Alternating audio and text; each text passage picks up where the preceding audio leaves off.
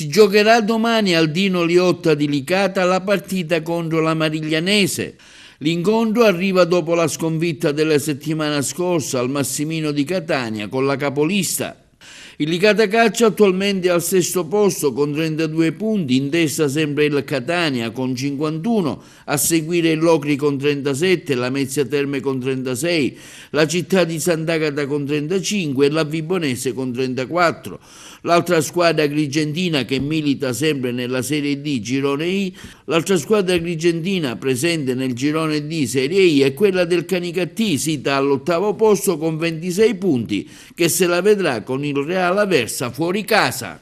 Come sta andando qui a Licata? Come ti stai trovando? Mi sto trovando molto bene, è un bel campionato, una bella squadra e speriamo vada tutto per il meglio. Senti, c'è da pensare alla partita con la Mariglianese, che partita ti aspetti? Sarà una partita tosta, ci stiamo lavorando molto bene e speriamo che il risultato possa dare i suoi frutti. All'inizio della stagione ti aspettavi che Licata a questo punto dell'anno fosse così in alto in classifica? All'inizio no, ma non ce l'aspettava praticamente nessuno. Però andando avanti con gli allenamenti, con il duro lavoro, siamo riusciti ad arrivare fin dove siamo adesso, diciamo. La forza di questa squadra?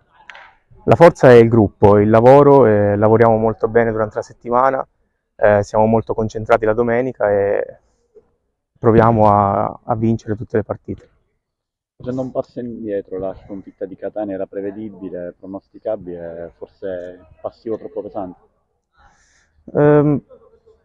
Eravamo un po' spaventati, diciamo, secondo me, per come siamo entrati in campo, però loro sono sempre il Catania, ci sarà un perché se hanno più di 50 punti, sono primi.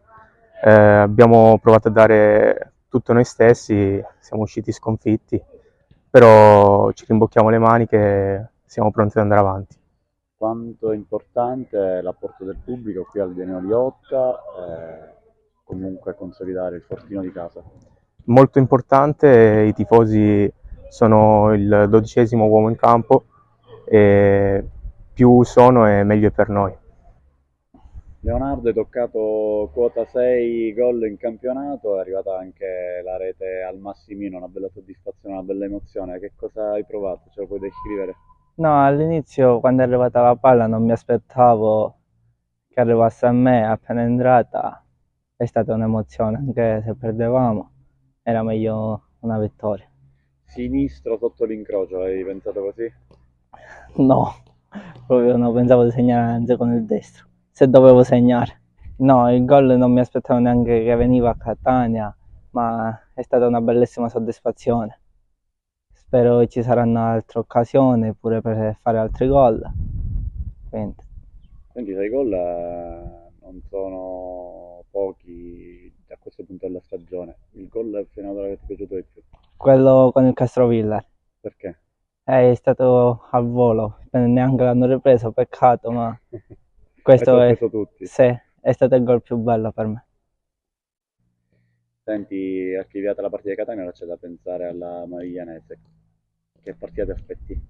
Sarà una partita molto difficile perché vengono anche loro da una sconfitta e quindi non ci dobbiamo cullare che sono gli ultimi in classifica.